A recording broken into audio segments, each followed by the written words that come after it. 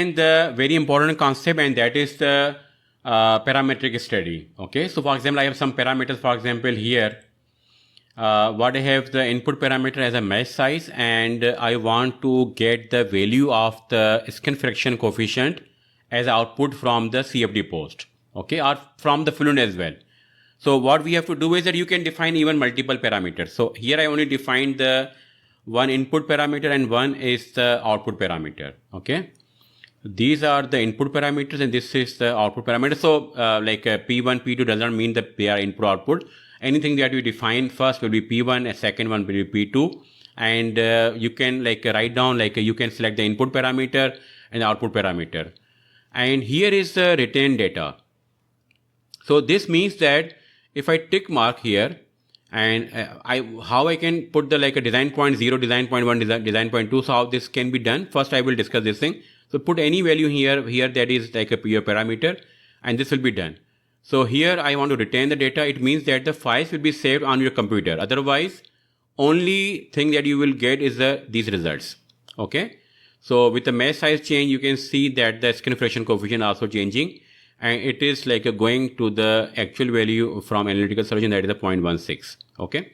So if you retain the data, then you can directly go to the project, and before that you can right click on the like a design point 1 and you can click on as a set as a current. It means that when you go to project, double click on the anything here, you will get the geometry mesh setup, and you can actually parameterize anything in the project, like a geometry parameters, length and the like a diameter of a cylinder, meshing parameters in the setup, in the results, like a solution, also in the results CFD post.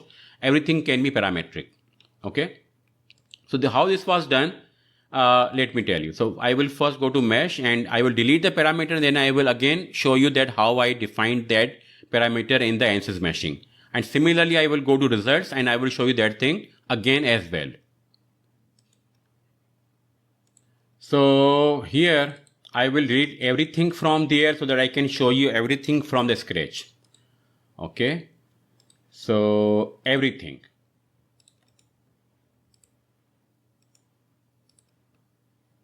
And also from the meshing, I will like remove the parameter. So on the face meshing, actually, if you click on the element size, this will become the parameter. So let's see right now what is in the workbench.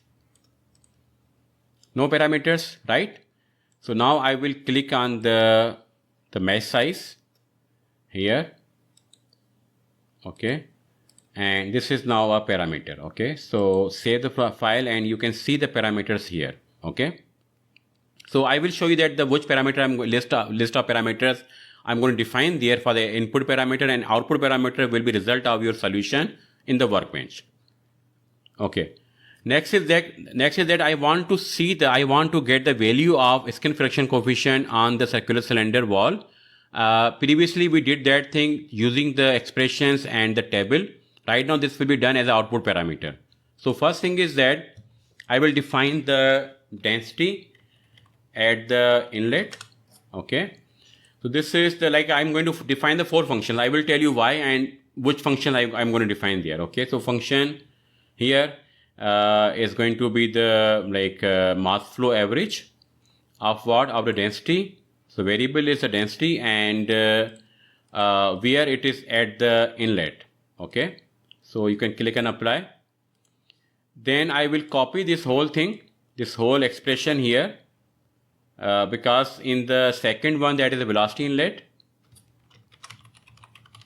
that is same, but only thing is that the variable is different. So delete density from here and right click here and put the new variable, that is the velocity. That's all.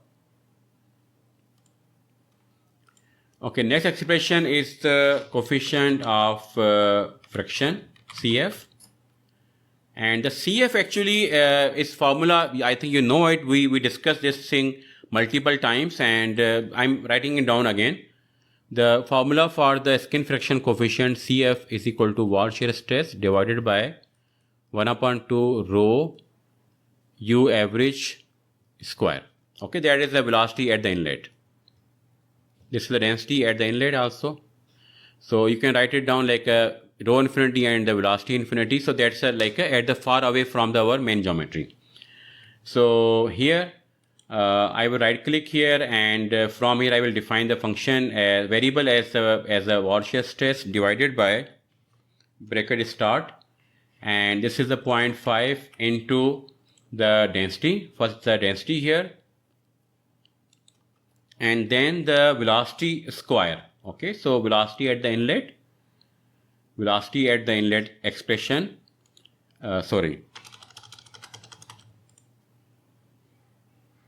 so velocity inlet here, so this is the power 2, so this symbol and then the 2 and then bracket close and apply. So you'll get some variable here. Okay, now where we want this variable, we want this variable over here 35 meters from the inlet. So I will go to outline, so here. Okay, and I will define a location that is through the plane, and it is 35 meters from the inlet on the z axis. Okay, xy plane, but on the z direction it is 35 meters from the x axis, from the inlet plane on the z axis. Okay, second I will define I need a polyline, a line on the surface of the circular cylinder. So I will define insert a polyline, and here I will use a method as a boundary intersection between this plane and the circular cylinder surface. Okay, so first always will be your main boundary, and then the plane number 1. Don't select them in the reverse order. Okay, and apply. So you can see the green line. It's now is formed right now. It's created right now, and this is a polyline, and this line is here. Okay, so now I want to get the value of skin friction coefficient on this line. So this will be the average value. So every value means that this value will be same on the everything. So if I get the only single value from all these values, so this will represent the skin friction coefficient at the z equal 35 meters. Okay, so now again I will go to expressions, and I will make a new expression here, that is the coefficient of friction, but this time I will add at the z is equal to 35 meters. Okay, so enter, and this is going to be the function, and I will use the function as a length average. This length is here of the polyline, so this will be a length average, and of what this will be the expression, that is coefficient of friction. Okay, same name but without any mention of the at 35 meters. This is the general function, the general expression, and where this is going to be at the polyline number 1 here. So apply. So what you are getting is that this is the value of your skin friction coefficient at the 35 meters, and value is 1.1590585. Okay, so I will also save this file, but before that we need to make it as a output parameter. Right click here and use as Workbench output parameter. Okay, so now you can close it, and you can also close the meshing app, and if needed you can also close something else as well. Okay, so now what we have is that we have this file with laminar pipe flow with default settings, and we define the parameters for the meshing and the results. And what we are going to be getting, the list of parameters like 0.1 of the phase size, second one is a 0.07, and the third one I'm going to do is 0.035. Okay, if I return the data, then the files will be saved, otherwise I will only get my output data from the solution, and the files will not be stored. So let's store the files as well on the computer. And now you simply have to click on the update all design points. That's all. Okay, now you can see solution has been done, and also we have the written data, and the solution like a skin friction coefficient is changing for mesh size of 0.1 as a 0.15909. For size of mesh size of 0.07 it's a 0.15955, and for size of 0.03 it's a 15983. Okay, so let's discuss about the results also, and you can also plot them on the chart here. Okay, so you have to see that which one you are going to plot on the bottom axis and which one on the y-axis. Okay, so you can also have them on the both sides, like this one. Okay, and here. So this is like a plot of the your mesh size versus the your plot of your mesh size versus the coefficient of friction. So this is like a very nice thing to show in even your reports or your PowerPoint slides. So and now I will go for second case, and the second case is okay. All right. So now second case is I will duplicate this file. Okay, so double click on the mesh, and I want to remove the meshing parameter from here. So I just removed the face meshing parameter from here, and double click on the setup. So what I'm going to do is that I'm going to change the Reynolds number, and I want to find out that the what will be the impact of Reynolds number on the pressure drop. But one thing you must make sure that your geometry, the length especially, should be enough so that it can cater for the entrance region, because you know that the L by D is equal to 0.05 into RE. So with a diameter 1 and the Reynolds number 100, the length is equal to 5 meters was sufficient, or 10 meters will be sufficient for fully developed flow. But if I go with a Reynolds number is equal to 200, 300, this length will increase. Okay, the entrance length will increase, and then we have to add extra length for the flow where we are going to where the flow is fully developed. So that length also should be added. So be careful about this thing. So what I'm going to do is that I'm going to take the values of Reynolds number at 3 Reynolds number values, and for this what we are going to be changing here, we are going to change the Reynolds number with the help of the viscosity. How viscosity? The viscosity can be found out by the rho v d upon Re. So if I put the value of Reynolds number is equal to 100 and my density, velocity and diameter are equal to 1, this value will be the 0.01 Pascal second. With the Reynolds number equal to the 200, this value will be equal to the 0.005 Pascal second. And with the viscosity with the Reynolds number 300, this value is going to be equal to the 1 into 1 into 1 is equal to 0.00333 Pascal second. So if I change the viscosity, I can I am changing the Reynolds number actually indirectly. Okay. So if I want to change the Reynolds number and I want to study the pressure drop for 3 Reynolds numbers, then I'm changing the viscosity in the fluent simulation. And what I want to find out, I want to find out the delta P across the complete pipe. Okay, so delta P is the pressure at the inlet minus pressure at the outlet. Okay, so here what I'm going to do is that I will go to materials, and before that I will go to user defined, and here I will define name expression, and this is the viscosity.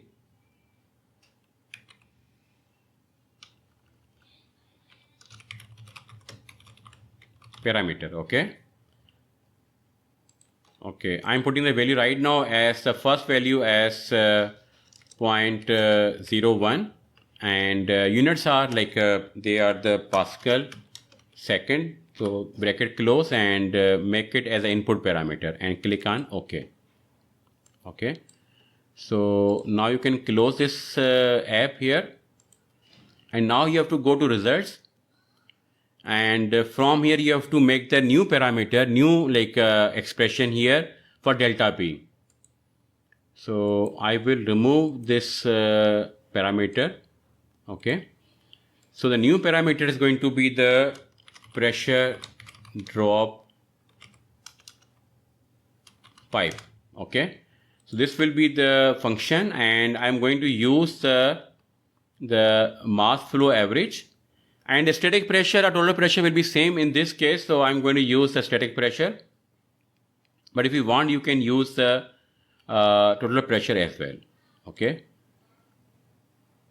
Okay, just wait for the solution. It requires solution to be updated. So I will go here and I will run the solution for few iterations. Okay.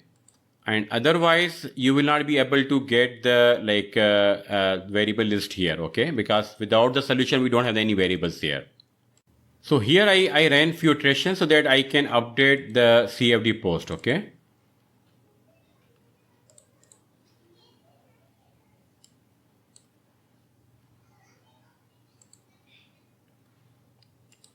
Okay, I will delete, you can keep them here and just remove the parameter from the list, okay, which is already done, okay. So right now I will make a pressure drop here, and this is going to be the variable is the pressure. So pressure, and we are at the inlet. At the inlet. So this is at the inlet. And the minus, the same function, but at this time this will be at the outlet. So I will be copying this exactly this same whole thing. Actually, this can be done I think that static pressure should be the area average. So I will use area average instead of the flow rate average. So mass flow average is used for total pressure, okay.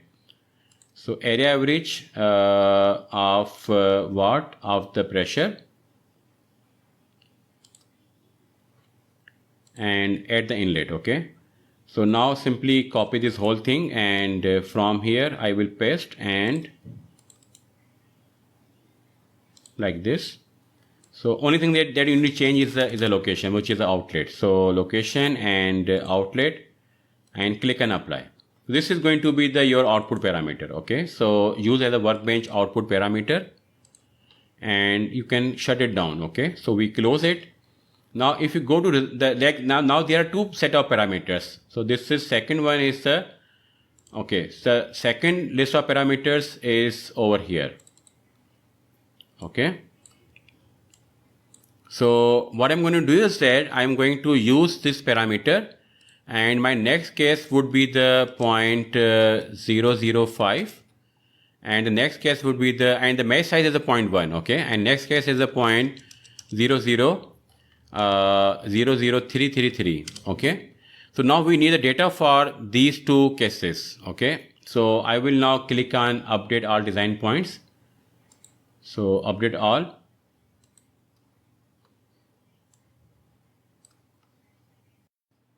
So here we have the solution that is done, and if you take a look on the parameter set, and chart number 2 is okay. So let me apply the viscosity parameter, and here also viscosity parameter, and pressure drop in the pipe. So the pressure drop is not changing. Why so? Okay, let me investigate why this is so. Actually, what is happening is that we have the issue over here, okay. So our parameters are like a pressure drop, and the input parameter is not there, okay. So let me check it, okay. So input parameter is the viscosity, okay. So let me check it. I think that maybe we made that parameter in the setup over here. So let me check it. Okay, let me check the names expressions here. Okay, we don't have any parameter here, okay. And from the manage, it's a viscosity parameter is there, and so let's edit. Okay, use as a input parameter, close, and save the project file, and take a look on the B7 parameters list. That is from the B7 cell number B. So B7 is here. So what we have the, okay, so here is the our data. So let me delete design points, these design points from here. Okay, viscosity is 0.005, and then the 0.00333, okay. So list of parameters for list number like A7, they are different. They are the mesh sizes in which we already took care of those things. Okay. And here I'm retaining the data also again. So I will go with the update all design points.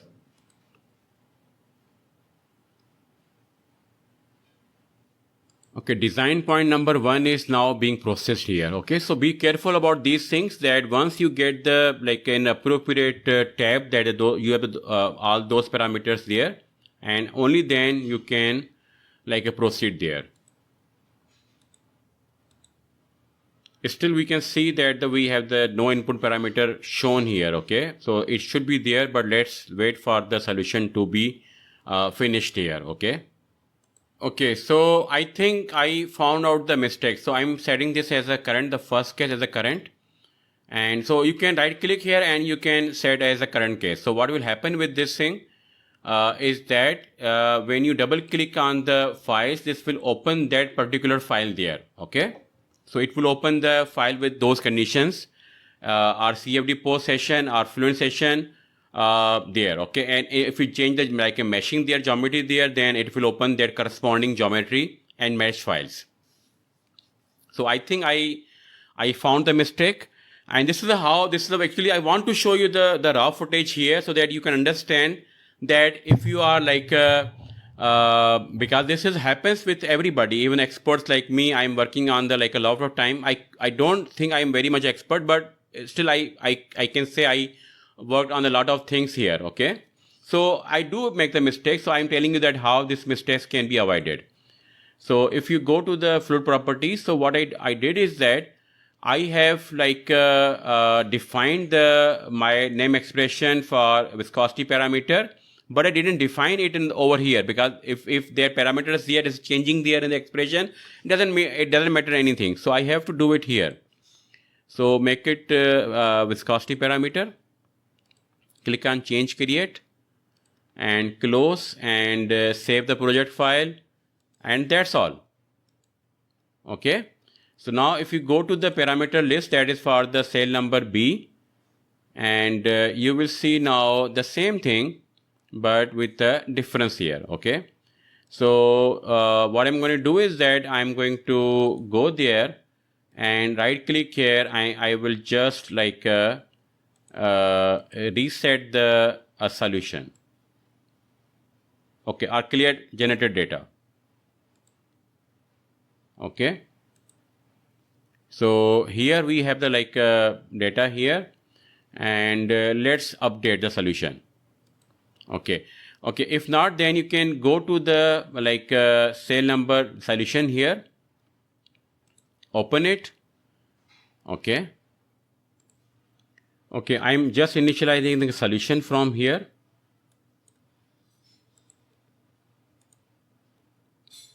Okay, now I can update all the design points. Okay, so DP0 is now updating here.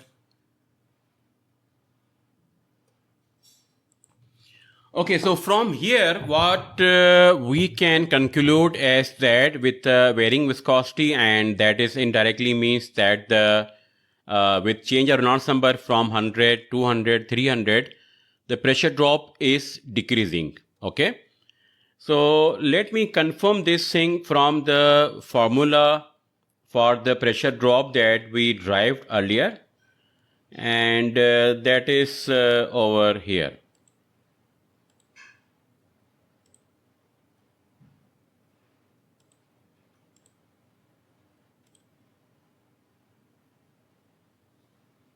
Actually, we can manipulate this equation, and we can get the formula for the pressure drop. Okay, if you didn't do it, actually you can proceed and you can go for the dp by dx. Actually we did it. Actually, if I remember, this formula is possible to drive very easily. Okay, this formula comes from this expression.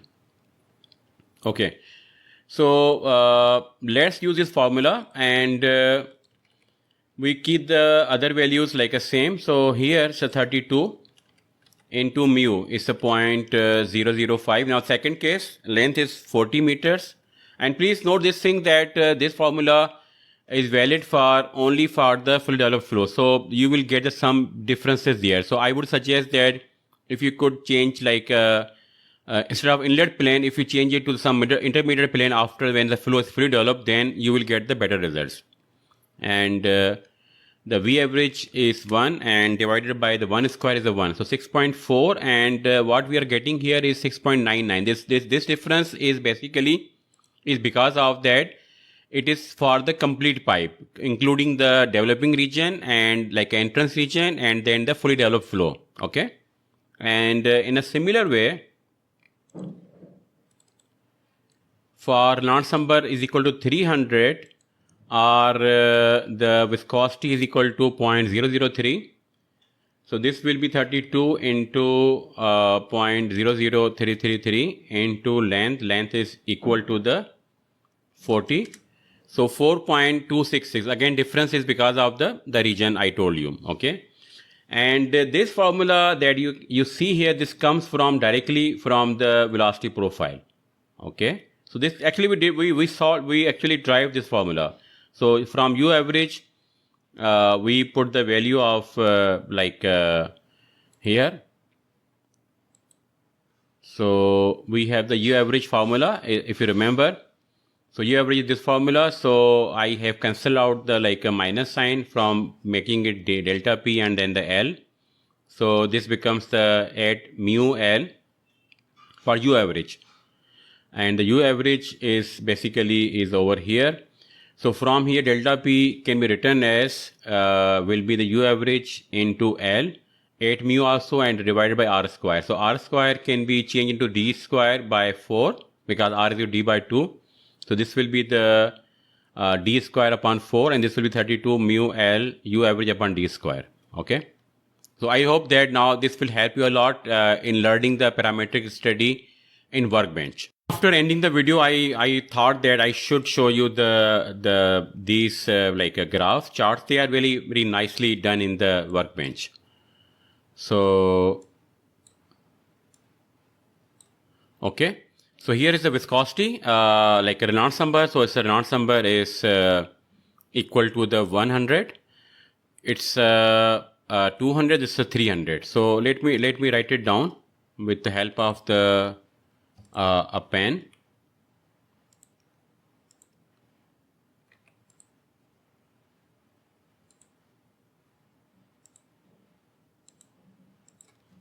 Okay, here it is the thing. So the Reynolds number here is equal to 100 and here the Reynolds number is equal to the 200 and here the Reynolds number is equal to the 300. Okay, thank you very much.